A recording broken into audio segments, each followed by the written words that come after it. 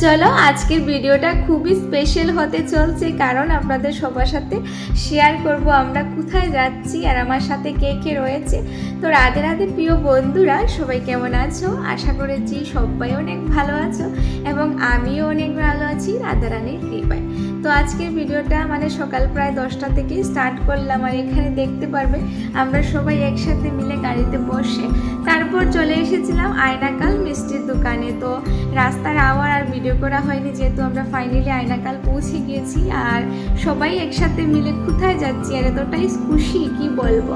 তারপর আমরা মিষ্টির দোকান থেকে ফাইনালি মিষ্টি কেনাকাটা করে এখন বেরিয়ে পড়লাম গাড়িতে বসে। আর এই যে যাওয়ার রাস্তাগুলো এতটাই সুন্দর কি বলবো, আর সেখানে আসার সময় আমরা অনেকগুলো ছবিও তুলেছি আর ভিডিও বানিয়েছিলাম। তারপর কি আমরা যাচ্ছি আমাদের দিদিভাইয়ের ঘরে। তো প্রথমবার ওরা আমার সাথে যাচ্ছে আমার দিদির ঘরে, তো ওদেরকে নিয়ে যাচ্ছি।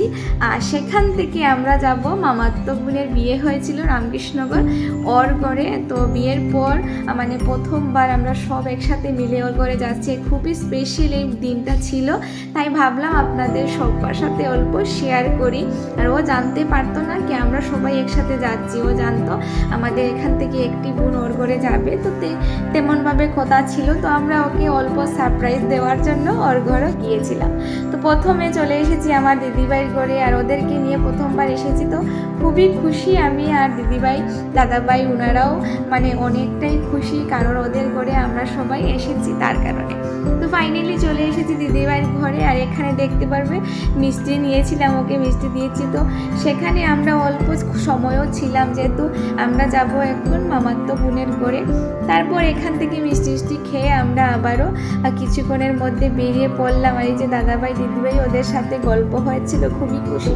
তো ওরা অনেক সময় বলছিল আরও থাকার জন্য, যেহেতু আমরা এখন যাব মামাতো বোনের ঘরে, তার কারণে এখান থেকে বেরিয়ে পড়লাম। আর আমাদেরকে বিকেলবেলা আবারও ঘরে ফিরিয়ে আসতে হবে, তার কারণে খুবই অল্প সময় ছিল। যেহেতু আমরা 10টার মধ্যে বেরিয়েছিলাম আর 12টা বেজে গিয়েছিল, দিদিভাইয়ের ঘর থেকে আবারও যাচ্ছি মামাতো বোনের ঘরে। তো ওর ঘরে গিয়ে ফাইনালি পুরো সন্ধ্যা হয়ে গিয়েছিল, আমরা বেরিয়ে পড়েছিলাম।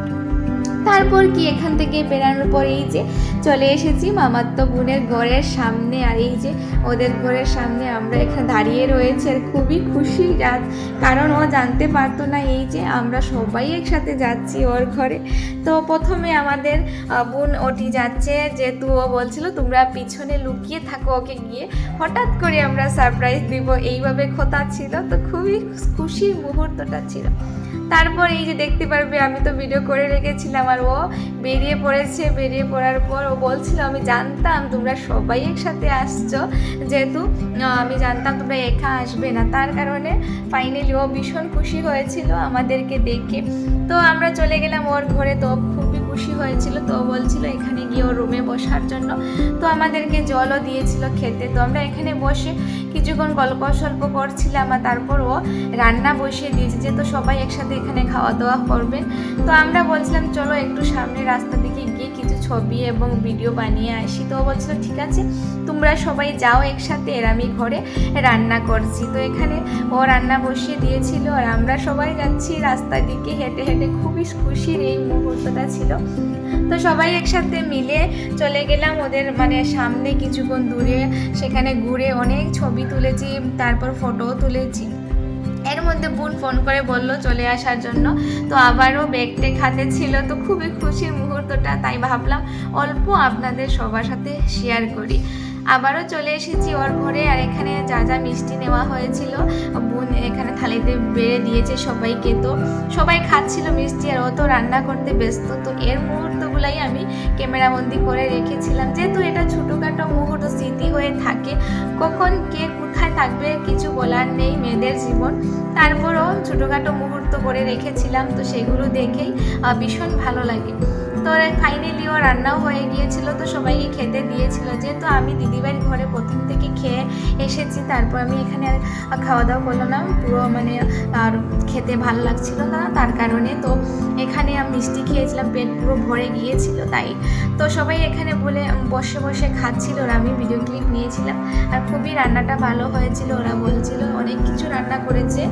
আর সবাই খেয়ে দিয়ে ওর সাথে অনেক ছবি তুলেছি, তারপর ওর ঘরের সামনে এসে একটি রিলসও বানিয়েছিলাম।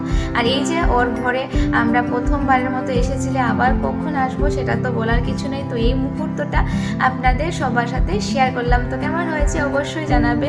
তারপর ওর ছোটো বোনরা ওকে প্রণাম করছিল, ওর শাশুড়ি মাকে প্রণাম করছিল। তো এই মুহূর্ত ক্লিপগুলোও আমি নিয়েছি। আর ফাইনালি আমাদের অটোও চলে এসেছে। তো এখান থেকে আমরা বেরিয়ে পড়বো, যেহেতু সন্ধ্যা হয়ে যাচ্ছিল বিকেল। তো বোনের মনটাও খুব খারাপ ছিল যেহেতু আমরা চলে আসছি এর কারণে।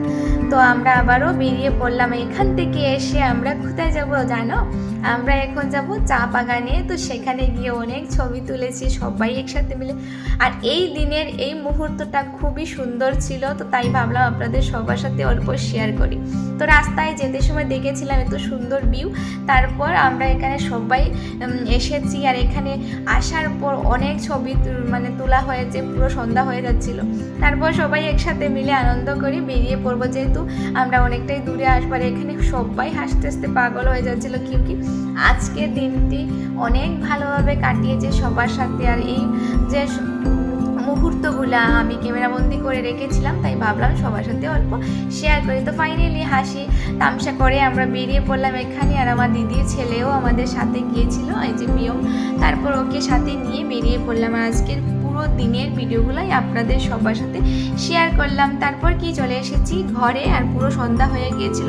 তো ঘরে আসার পর কি ড্রেস চেঞ্জ করবো। আর আজকের জন্য অতটুকু, সবাই ভালো থাকো, সুস্থ থাকো, টাটা।